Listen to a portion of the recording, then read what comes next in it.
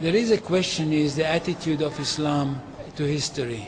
And in fact, what we find, the basic attitude is that all history is in fact an Islamic history. That means that all the major figures of history basically are Muslims. From Adam down to our own time.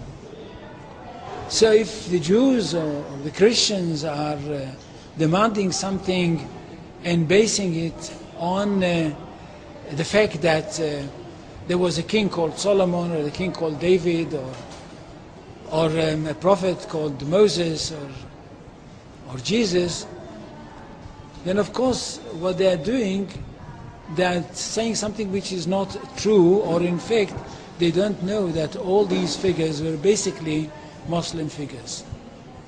They were, in fact, since the creation of the world, there is only one religion, and this is the religion of Islam. So if anybody says, look, there is a place which is connected with Solomon, and that's the place where the Temple of Solomon stood, a true Muslim would tell you, yes, absolutely right, but don't forget that Solomon was a Muslim. And David was a Muslim, and Abraham was a Muslim, and Isaac was a Muslim, and Jesus was a Muslim.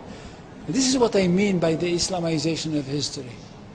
And you can understand that through Islamization of history, you've got Islamization of geography. Anywhere which was connected with these people, or with these prophets, which were all Muslims, becomes a Muslim territory.